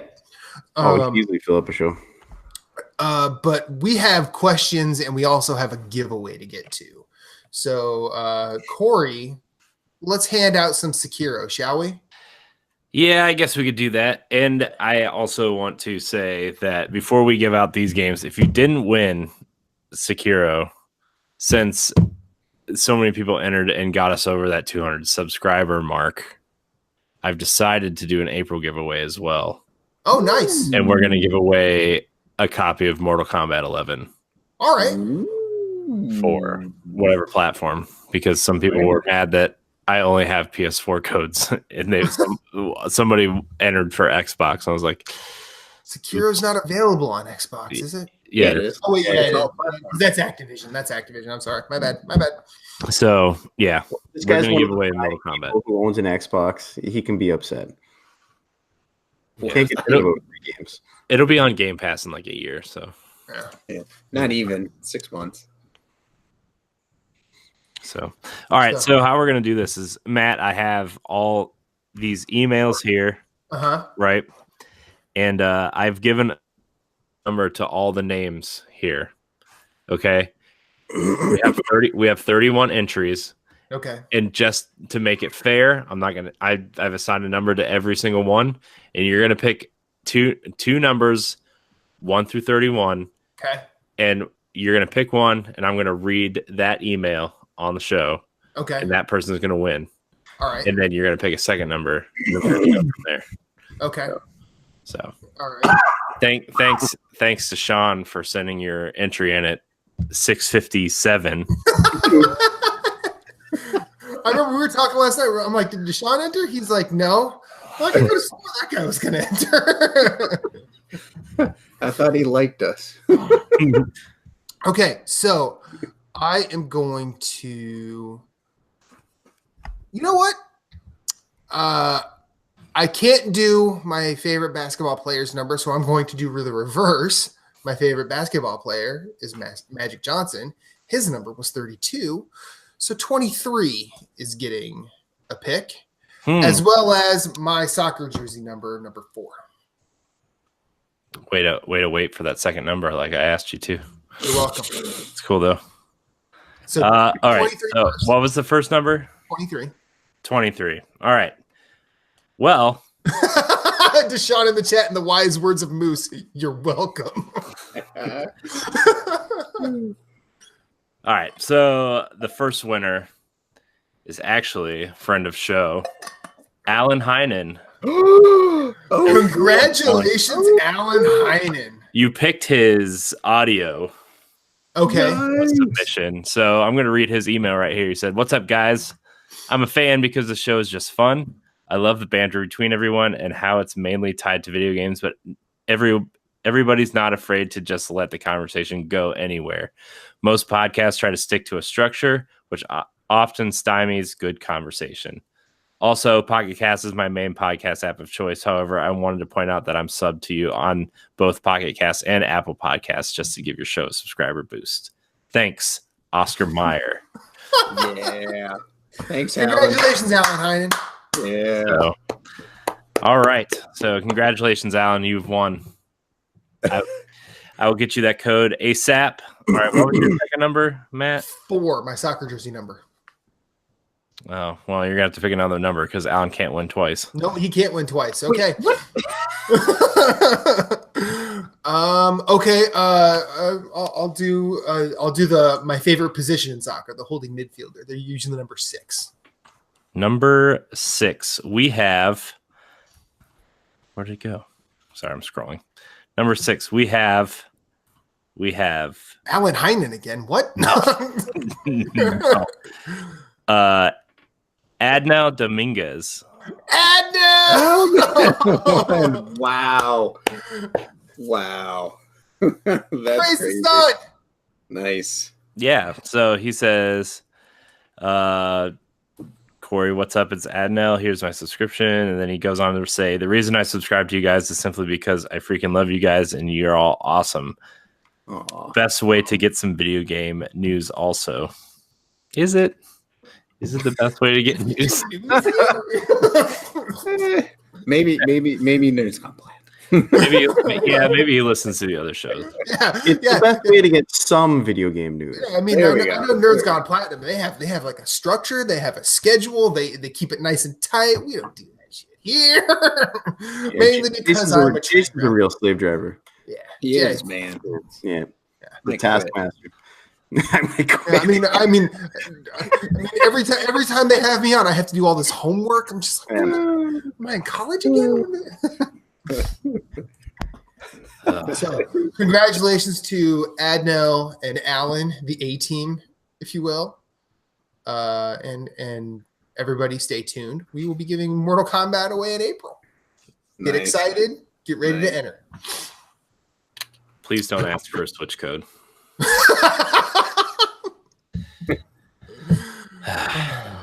No offense to that version, but it's probably gonna be real bad. It's probably gonna be terrible.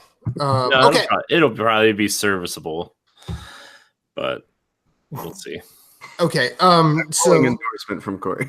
yes, glowing endorsement from the Nintendo fan among us, or the Nintendoist fan among us. Hey, I like playing Nintendo games on Switch. I do too. I like playing Nintendo games on Switch. Yeah, they're great. Ape Out's good on Switch, and that's not a Nintendo game. Well, indies are always great on Switch. Hyper Light Drifter's good on Switch. It's not a Nintendo game. I'm just saying, if you're trying to play some third-party stuff, it's not always the best version. Okay, so we're gonna blow through some questions. All right. 9 minutes. 9 minutes to blow through 3 questions. Got it. Well, 3 questions. Did you look at the man in command, Deshaun Malone's freaking dissertation he gave us? Yes, I did, and I did my homework, and I wrote down my answers here. So I think Phillips should just have the floor to give the only one giving answers. Well, I've got answers for all these. What are you talking about? Luckily, these are easy questions. Look, someone takes the time to write in. I take the time to write down my answers. That's how I do things. Okay. You know what? Okay, so Deshaun asks, you're Captain Judgy McJudgerson, Canada. No, I'm kidding. What is your okay, he has a list of 6 questions here. Mm-hmm. What is your favorite PlayStation exclusive ever? Quickly, everyone around the room. Last of Us. Horizon. Moose? Bloodborne. Mine's Killer 7. Not exclusive. It's not? I had it on GameCube. Really? It was on Nintendo. Oh, well, okay, then Ratchet and Clank. 2. What is your favorite Nintendo exclusive ever? Ocarina of Time. Jesus, I don't know. Captain Toad's Treasure Tracker. It's a solid one. I'm not gonna. I mean, this is the one I have the hardest time with because was Eternal Darkness a Nintendo exclusive? Yeah. Okay, because like it's that Mario Maker or Mario World. I don't know. I pass. Okay. The Nintendo guy passes.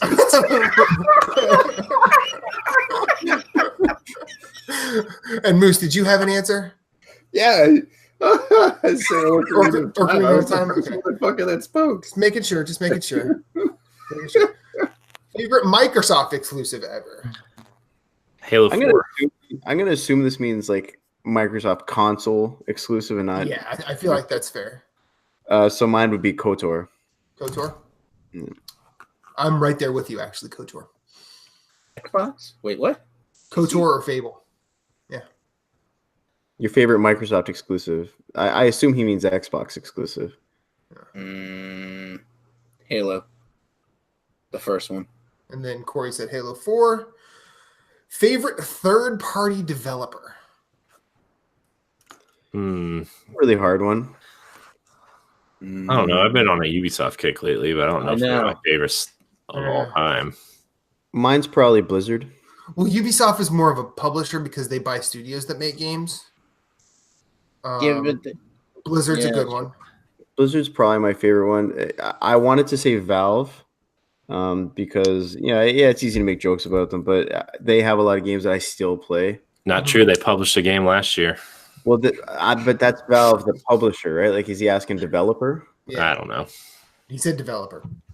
So I mean, well, they did develop that game, Artifact, but Mhm. it would be a tie between Valve or Blizzard for me. Okay. For me, I think it would be Insomniac or From I Software. think I'm just Insomniac or From Software. That would be. Yeah. And yours is from Moose, or Probably would be From Software. okay. Because a lot of I'd have to break it down into indie developers for like the other stuff, and Because with indie stuff, like there's not a lot of them have like. I mean, if we were talking publisher, it would be Devolver. Yeah. Like mine would probably be Annapurna, hands down. But like as far as a developer, it would be FromSoft. And then, did you have an answer, Corey? I mean, I said Ubisoft, but okay, that's fine. I mean, I'll allow it. I mean, we're not professionals here. It's fine. I mean, they have in-house development teams. Yeah.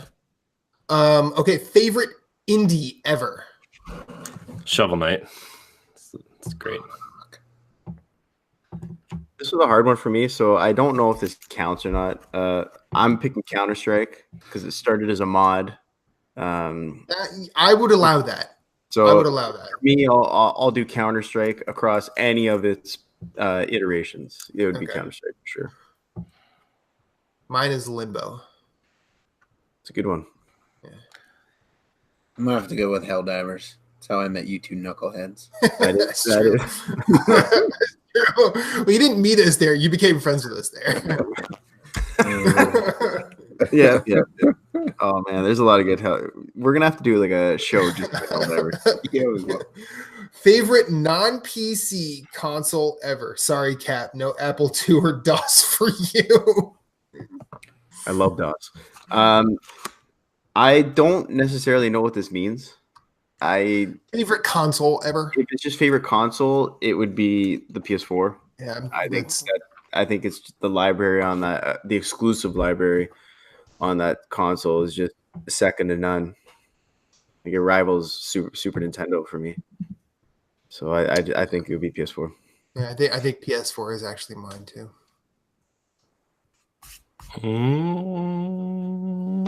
Man, I don't know. I don't like these questions because it just depends on what I'm playing at the moment. Pass. You know? Pass. Nintendo, whatever it is. That's your answer, Corey. You're welcome. Thanks. That's why I keep you around and you can make the decisions for me. Moose, did you have an answer or no? What was it? Favorite console ever? It'd have to be PS4. Okay.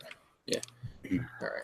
So we're gonna move swiftly towards Ashley Davidson. My girlfriend and I just saw Captain Marvel and was wondering what superhero, comic book, or pop culture characters would you like to see adapted into a video game? How would you see the game play out? I want a Ninja Turtles game that's made like Assassin's Creed Odyssey, but set in like a New York style, like The Division. Okay. That's what I want. That was really specific, but good. That was a good one. Yeah, that's what I want. I don't care. You know what? That's what I want. Mine is going to be my favorite comic, which is a comic called The Goon. And it would be a third-person beat-em-up where you fight the armies of the undead. What indie Canadian publisher publishes this? I've heard of The Goon. Dark Horse. I've heard a comic book place called Dark Horse.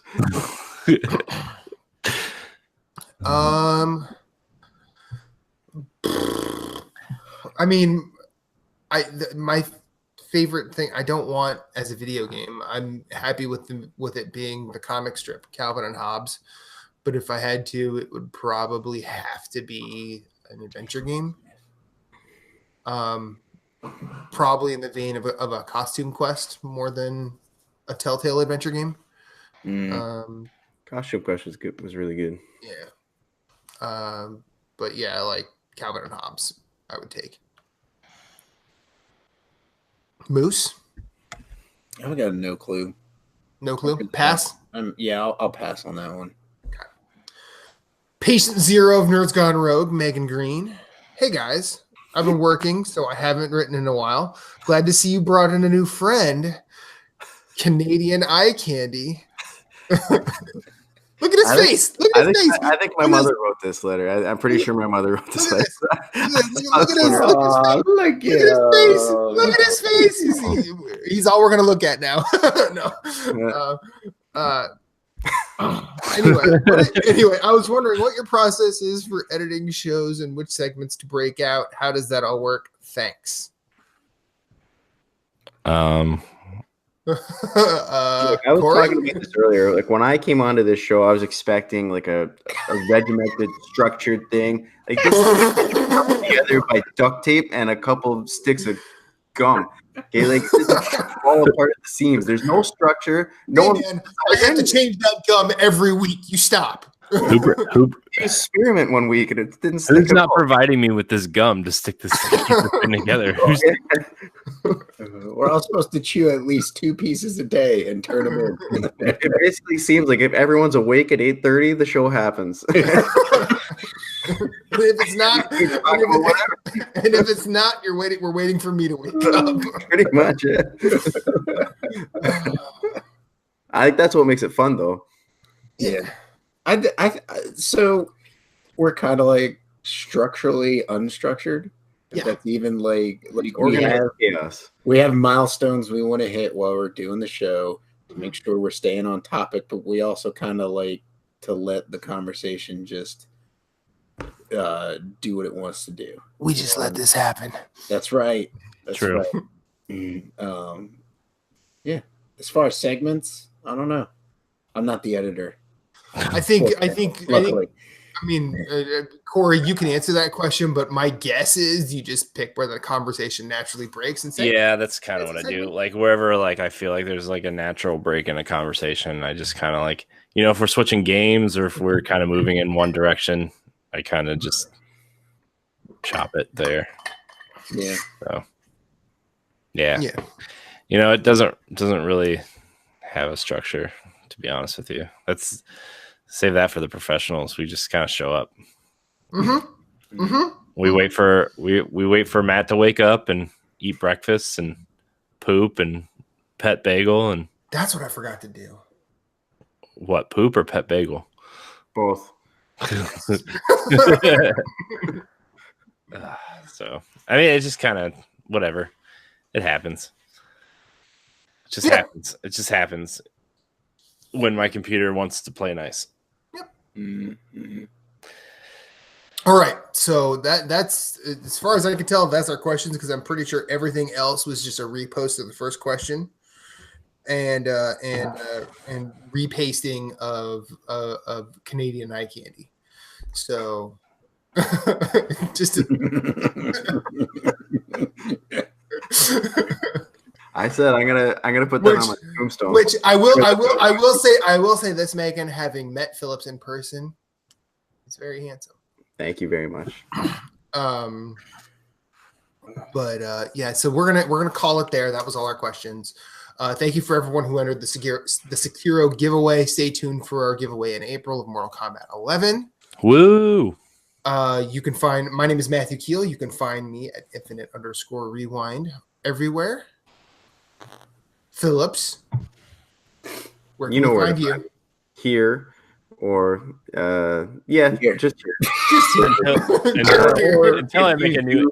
If you do by chance play on PC, you could. I'm XIgniteX on Steam, and I think the same name on Uplay, but I don't remember. But I'm mostly on Steam. So, or you can find me in the Nerds Gone Rogue Facebook group. I post there occasionally or comment. Mm-hmm. But otherwise, just here. I'm working on a new intro, and right now it just says #Captain Canada. Because like how like kind of scrolls across on the intro. Like I just everybody's like at this, and we get to Phillips. It just says #Captain Canada. Nothing. Nice. They don't do Twitter in Canada. They just do hashtags. It's weird. Moose, tell us about Nerds Gone Platinum. You could find me at Sven You can listen to me, Jason, and Jeff discuss the PlayStation platform live Tuesday nights. We usually go live around 9 or 9:30. You could also listen to the podcast or watch it on YouTube Thursday mornings. I believe it goes up at 7. We are doing a giveaway currently right now. We're giving away 2 copies of Days Gone. You can go check out the YouTube channel to find the video on how to enter that.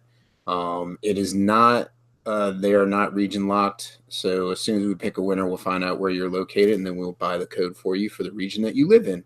Does not have to be a U.S. account. You can tweet us at. Man, you guys really thought through your giveaway. I was just like, hey, wouldn't it be cool if we gave away 2 copies? Click Amazon. No. Not everybody lives in America. Well, here's the thing. Like, I was talking to a lot of my European buddies who like stream and stuff, and they're like, "Who doesn't have an American account?" Like Jurgen has one. The one streamer I watch has one, and one of the guys that wanted to enter to win Sekiro was like, "Well, how hard is it to make an American account?" And they're like, "You just pick America as the region, and you're good to go." Like, there's no like real strict. You don't have to live in the continental United States to have an account. And he's like, "Oh, that's pretty easy." So, anyways, Screw Pitbull. I'm Mr. Worldwide. I got PSN accounts everywhere. But you can tweet us at ng_platinum. You can email us questions, comments, and concerns at nerdsgoneplatinum@gmail.com. You can call them too, but they don't know the number. No, I don't know the number. We know the number. The boss, the collective we knows the number. Listen. I'm just like the grunt. I don't like. It's like the football. Like Jason's the president running around with the football. He knows the phone number. He knows the codes. I don't need to know. You guys are gonna be so lost when he leaves with a baby. If this were division, Jason's like one of the yellows, and Moose is one of the guys who puffs the drug and runs that. With my crazy blue sunglasses. My He's like, Alzheimer's!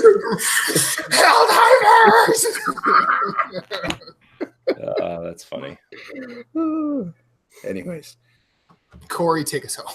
All right, you can find me on Twitter at CoreyNHT713 and at CoreyNHT on Instagram and Twitch. You can also find me on Nintendo Power Block, where we're giving away Yoshi's Crafted World for Nintendo Switch. It is a digital code, so if you want that physical copy, I guess you can still enter, but it's going to be a code, so no box for you. So you can go over there and find out the details. I'm not going to say it here. So I know Arsenal X is also giving away 3 months of Game Pass also, if you want to go check that out. So and there's no point in giving away games if they're just Microsoft's giving them away. So we're just giving you a way to access those games. So anyways, you can find Nerds Gone Rogue edited all nicely every Monday at 7 a.m. Eastern Time, or you can find us live here at 8:30 Eastern Time. Watch us live, do what we do, all that kind of stuff. Like Matt said, giving away Mortal Kombat 11 for April. So details on how to win that will be coming soon.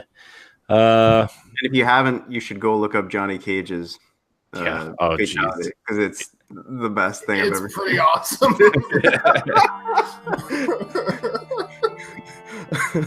I won't spoil it for you, but it's really, really damn good. I saw it. I'm like, man, I kind of want to buy that. For the first time in like 20 years, I've wanted to buy a Mortal Kombat game. Oh, it's absolutely brilliant. It's so good. That studio, man. That's Corey. Was it 7 round? You can find all of our content on ngrradio.com. And just want to thank everybody for pushing us over that 200 subscriber mark. And it's kind of a big milestone that I didn't know we were really close to, but sweet. Thanks for coming out, everyone. Yeah, so everybody, thanks for watching. And until next week, we love you. Yeah, we do. Banana and out.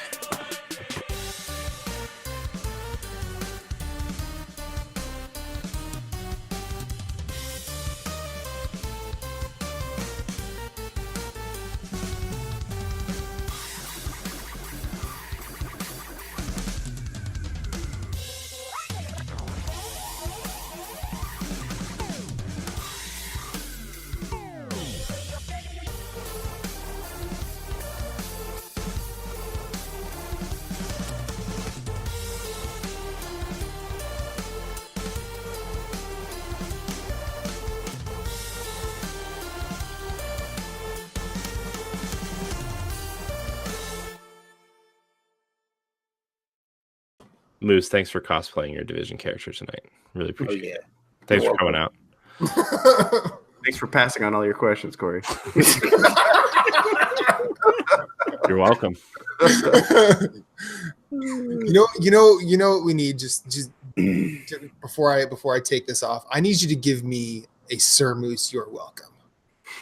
Me? Yeah, remember Sir Moose? The British Moose? Yeah. Oh yeah. Oh god. Okay.